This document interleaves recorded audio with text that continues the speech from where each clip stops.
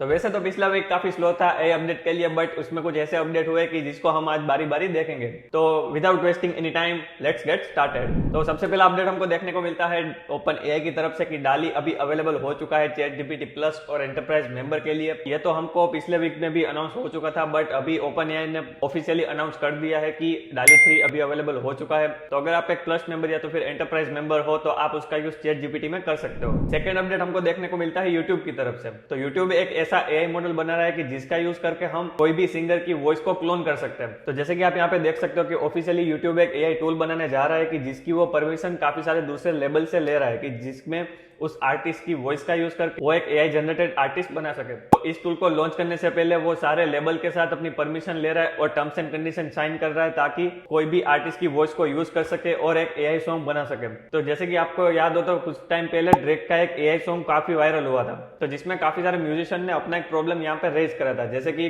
Selena Gomes, John legend और ऐसे ही काफी सारे सिंगर ने यहाँ पे प्रॉब्लम रेज करी थी, क्योंकि अभी उसकी वॉइस का यूज करके काफी सारे ऐसे सॉन्ग बन सकते हैं कि जिसको उसने कभी भी गाया ही नहीं या तो फिर उसने कभी बनाया नहीं है। तो इसलिए वो यहाँ पे अपना एक राइट चाहते हैं कि उसकी वॉइस कोई भी ना यूज कर सके, ना ही कोई एआई मॉडल उसका यूज कर सके। तो अभी देखना ये होगा कि क्या यूट्यूब को ये राइट्स मिलेंगे कि ऐसा एक एआई मॉडल बना सके कि जो कोई भी सिंगर की वॉइस का यूज करके यहाँ पे सॉन्ग बना सकता है। और यूट्यूब की हमको यहाँ पे दूसरी अपडेट भी देखने को मिलती है, तो जैसे कि यूट्यूब अभी एड्स में भी एआई यूज करने वाला है। तो अगर किसी को एड दिखानी हो यूट्यूब में तो वो अलग अलग क्रिएटर को ढूंढते थे या तो फिर यूट्यूब के साथ एक कॉन्ट्रैक्ट साइन करते हैं कि जिसमें इतने व्यूज हो या तो फिर इतना वॉच टाइम हो उसको ये एड दिखाई जाए। बट अभी एआई का यूज करके यूट्यूब क्या करेगा कि अगर लेट्स से कि मैं वीडियो बना रहा हूँ दिवाली रिलेटेड और किसी को दिवाली के ऊपर अपनी एड प्रमोट करनी है, तो अभी एआई की मदद से मेरे कंटेंट को यूट्यूब देखेगा और उसमें अगर मैं फ्रीक्वेंटली बात कर रहा हूँ दिवाली के ऊपर तो वो दिवाली की एड मेरे वीडियो में वो दिखा देगा। और इसी तरीके से वो अलग अलग वीडियो को टारगेट करेगा कि जिसमें कोई भी अभी कीवर्ड के ऊपर एक एड पूरी यहाँ पे दिखा सकता है। तो नेक्स्ट हमको अपडेट देखने को मिलता है क्लाउड की तरफ से। तो क्लाउड अभी 95 कंट्रीज में अवेलेबल हो चुका है इंक्लूडिंग इंडिया। तो अभी इंडिया में आप क्लाउड का यूज कर सकते हो। तो अगर आपको पता नहीं है तो क्लाउड एक सबसे बड़ा एलएलएम मॉडल है कि जिसका यूज करके आप कोई भी बड़े से भी बड़ी पीडीएफ इसमें समराइज करवा सकते हो कि जो चैट जीपीटी नहीं कर सकता। तो इसको यूज करने के लिए आपको सिंपली आना है cloud.ai/chat में। और अगर आपका अकाउंट यहाँ पे नहीं है तो आप यहाँ पे अपना अकाउंट बना लीजिए, फिर आपको कुछ यहाँ पे ऐसी स्क्रीन मिलेगी। तो चलिए इसको हम टेस्ट करते हैं कि कैसा हमको ये आउटपुट देता है। तो मेरे पास यहाँ पे कंप्यूटर साइंस की पीडीएफ है कि जैसे कि आप यहाँ पे देख सकते हो कि इंट्रोडक्शन टू डेटा स्ट्रक्चर। तो पूरी ये एक पीडीएफ है। तो अभी मैं क्या करूंगा कि इस पीडीएफ को मैं यहाँ पे अपलोड करूंगा। तो मेरी पीडीएफ यहाँ पे अपलोड हो चुकी है। इसने 2 से 3 मिनट लिए अपलोड होने के लिए। और यहाँ पे मैंने प्रॉम्प्ट लिखा है summarise this as I am 5। तो चलिए चेक करते हैं कि कैसा ये हमको आउटपुट देता है। ओके, तो यहाँ पे मेरी समरी जनरेट हो चुकी है। आप यहाँ पे देख सकते हो कि इसने पॉइंट बाय पॉइंट सारे यहाँ पे मेन जो पॉइंट्स थे इस पीडीएफ के बारे में वो मुझे यहाँ पे आंसर कर दिया कि जैसे कि इस पीडीएफ के अंदर है non linear data structure like array, link list, tag, Q, trees. और फिर इसी तरीके से यहाँ पे उसने वो सारे डेटा स्ट्रक्चर को बारी बारी यहाँ पे सिंपल लैंग्वेज में मुझे एक्सप्लेन कर दिया। और अगर आप यहाँ पे देखो तो ये पीडीएफ के पेजेस है 131 पेजेस। तो ये मॉडल काफी यूजफुल होने वाला है कि अगर आपको यहाँ पे कोई भी एग्जाम की प्रिपरेशन करनी हो या तो फिर कोई भी एक सिंपल टॉपिक इस पूरी पीडीएफ से रीड करना हो तो उसको आप यहाँ पे अपलोड करके इजीली कोई भी आंसर आप निकाल सकते हो। और इसमें एक पीडीएफ नहीं बट यहाँ तक कि आप 5 पीडीएफ यहाँ पे अपलोड कर सकते हो और उस सबको कंबाइन करके आप आउटपुट भी जनरेट कर सकते हो। तो अगर हम क्लाउड की आगे बात करें तो यूनिवर्सल म्यूजिक ने क्लाउड के ऊपर कोड केस करा है। तो इसमें यूनिवर्सल म्यूजिक का यह कहना है कि एंट्रोपिक ने कॉपीराइटेड म्यूजिक के ऊपर अपना मॉडल क्लाउड 2 ट्रेन करा है कि अगर लेट्स से कि मैं यहाँ पे क्लाउड में कोई भी म्यूजिक सर्च करता हूँ तो उसकी वो मुझे पूरी की पूरी लिरिक्स लाके देता है कि writer lyrics of Drake song worst behaviour. तो जैसे कि आप यहाँ पे देख सकते हो कि उसने यहाँ पे सारे लिरिक्स लिखने स्टार्ट कर दिए। तो यूनिवर्सल म्यूजिक का ये कहना है कि ये जो हमको लिरिक्स दे रहा है वो एक कॉपीराइटेड म्यूजिक है कि जिसको एंट्रोपिक यूज नहीं कर सकता। बट अभी मैं इस सेम प्रॉम्प्ट को अगर मैं चैट जीपीटी को देता हूँ तो वो मुझे क्या कहता है। तो चैट जीपीटी यहाँ पे साफ मना कर देता है कि मैं यहाँ पे कोई भी ऐसी लिरिक्स नहीं बना सकता। अगर आप चाहो तो मैं इसका समराइज कर सकता हूँ। बट लेट से कि अभी मैं इसको सेम गूगल में सर्च करता हूँ तो गूगल भी यहाँ पे मुझे लिरिक्स तो लाके देता ही है। तो मतलब अभी जो ये क्लाउड करके दे रहा है वो तो गूगल 20 साल पहले से कर रहा है।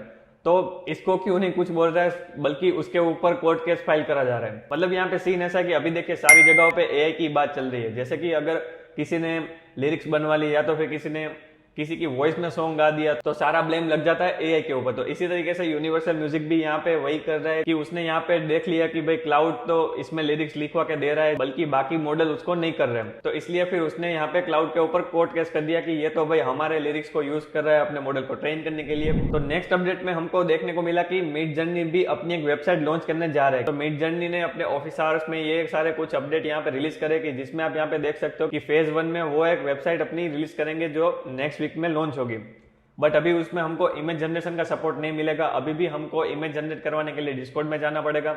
बट फेज 2 में वो ऐसा बोल रहे हैं कि वेबसाइट के अंदर ही हमको सपोर्ट मिल जाएगा इमेज जनरेट करवाने का। तो अगर वेबसाइट के अंदर हमको सपोर्ट ये मिलता है तो शायद डिस्कॉर्ड में से मिडजर्नी पूरी तरह से निकल के वेबसाइट के ऊपर ही आ जाए। तो होप करते हैं कि ऐसा कुछ वेबसाइट में हो, या तो फिर मेरे ख्याल से उसको ऐसा नहीं करना चाहिए क्योंकि ट्रैफिक इतना सारा बढ़ जाएगा कि वो उसको हैंडल नहीं कर पाएगा। तो ऐसे ही हम आगे मिडजर्नी की बात करें तो मिडजर्नी का अभी एप्लीकेशन भी रिलीज होने वाला है। तो एक Japanese game company CG studio ने मिडजर्नी के साथ पार्टनरशिप करी है कि जो निजी जर्नी नाम की एक एप्लीकेशन को लॉन्च करेंगे। तो जैसे कि आप यहाँ पे वेबसाइट में देख सकते हो कि nijijourney.com करके एक एप्लीकेशन है जो बेसिकली एनिमे टाइप के इमेजेस को जनरेट करेगी। बट मेरे ख्याल से इसकी कोई जरूरत थी नहीं, क्योंकि अभी लेट्स से कि मुझे कोई एनिमे टाइप का कैरेक्टर यहाँ पे मिडजर्नी में जनरेट करना है तो सिंपली मैं अपना प्रॉम्प्ट लिखवा के उसके लास्ट में हाइफन निजी लिख दूंगा तो इजीली वो मुझे एनिमे टाइप का कैरेक्टर दे देगा। तो फिर इसकी क्या जरूरत थी वो मुझे आइडिया नहीं है, शायद ये अपने एंड से कुछ एक्स्ट्रा इसमें करके दे रहे हो। बट अभी इसको तो हमको डाउनलोड करके ही पता चलेगा कि वो कैसी एप्लीकेशन है। फिलहाल मैंने डाउनलोड नहीं करा है, तो अगर आप चाहो तो इसकी एप्लीकेशन आपके प्ले स्टोर या तो फिर ऐप स्टोर में मिल जाएगी, जिसको आप डाउनलोड कर सकते हो। फिर नेक्स्ट अपडेट की हम यहाँ पे बात करें तो स्टैक ओवरफ्लो ने 100 से भी ज्यादा अपने एम्प्लॉइज को ले ऑफ कर दिया। तो अगर आपको पता नहीं है तो मैं बता दूं कि स्टैक ओवरफ्लो एक ऐसी वेबसाइट है कि जिसमें कोडर अपने कोई भी क्वेश्चन आंसर वहां पे कर सकता है। जैसे कि उसको कोई कोडिंग में प्रॉब्लम हो रही है तो स्टैक ओवरफ्लो में जाके वो इजीली उसके आंसर फाइंड आउट कर सकता है। बट जैसे कि आप यहाँ पे देख सकते हो कि काफी सारे एआई टूल्स आ गए हैं, जैसे कि चैट जीपीटी है, गिटहब Copilot है और गूगल का SGE है। तो उसका यूज करके कोडर को स्टैक ओवरफ्लो में अभी जाने की जरूरत नहीं है, वो इजिली इनमें से कोई भी टूल में जाके अपने क्वेश्चन आंसर कर सकता है। तो इसके कारण उसकी वेबसाइट में काफी सारा ट्रैफिक कम हो रहा है और इसकी वजह से उनको अपने एम्प्लॉइज को ले ऑफ करना पड़ा। फिर नेक्स्ट अपडेट हमको देखने को मिलती है मेटा की तरफ से। तो मेटा ने यहाँ पे एक रिसर्च करी है कि वो अभी रियल टाइम कोई भी ह्यूमन ब्रेन को इजीली डिकोड कर सकते हैं। तो जैसे कि आप यहाँ पे देख सकते हो कि मेटा ने यहाँ पे कुछ एक्सपेरिमेंट करे कि जैसे कि लेफ्ट साइड में जो इमेज है वो एक ह्यूमन को दिखाई और उसके ब्रेन को डिकोड करा कि जिसकी इमेज आपको राइट साइड में दिख रही है। तो लेफ्ट साइड की इमेज जब ह्यूमन देखता है तो उसके ब्रेन में इतनी सारी इमेज यहाँ पे जनरेट होती है। तो उसका प्रोजेक्शन मेटा ने यहाँ पे दिखाया कि जैसे कि अगर कोई चीज देखता है तो उसके ब्रेन में इतनी सारी इमेज फॉर्म होती है। उसी तरीके से अगर मैं यहाँ पे पांडा को देखता हूँ तो वो भी वही होता है। उसी तरीके से मैं यहाँ पे मैन को एक सूट में देखता तो वो भी यही होता है। तो शायद यहाँ पे मेटा कोई ऐसा मॉडल बनाने जा रहा हो कि जिसमें अभी हम खाली सोच के कोई भी इमेज बना सके, या तो फिर एक कोई वीडियो बना सके, या तो फिर एक ऑब्जेक्ट बना सके। पता नहीं आगे मेटा क्या करने वाला है। और लास्ट अपडेट हमको देखने को मिली अमेजोन की तरफ से। तो अमेजोन यहाँ पे एआई पावर्ड रोबोट बनाने जा रहा है, जिसका यूज करके अमेजोन 25% अपने फुलफिलमेंट टाइम को रिड्यूस कर देगा। तो अगर आप यूएस में हो तो अमेजोन की वहां पे डिलीवरी सुपर फास्ट है। जैसे कि अभी आपने ऑर्डर करा तो दूसरे दिन या तो फिर उसी दिन पे आपको डिलीवरी मिल जाती है। तो अभी अमेजोन यहाँ पे एआई रोबोट्स का यूज करेगा डिलीवरी करने के लिए, कि जिसका यूज करके 25% वो डिलीवरी टाइम को कम कर देगा। बट अभी देखना होगा कि वो कैसे रोबोट को यूज करेगा, कि लाइक वो ड्रोन लाएगा या तो फिर कुछ अलग अपनी प्रोसेस को यहाँ पे चेंज करेगा, अपनी डिलीवरी सिस्टम को यहाँ पे चेंज करेगा, वो इसमें यहाँ पे कुछ मेंशन नहीं करा। तो ये थे पिछले वीक के कुछ अमेजिंग एआई न्यूज। और अगर आप ऐसे ही जानना चाहते हो एआई न्यूज के बारे में, एआई टूल्स के बारे में, एआई अपडेट्स के बारे में, तो सब्सक्राइब करना ना भूले इनसाइडर आकाश को, क्योंकि मैं आपके लिए ऐसे ही धमाकेदार वीडियोस लेके आता रहूंगा। मिलते हैं किसी बड़े से वीडियो में, तब तक के लिए स्टे सेफ, वंदे मातरम।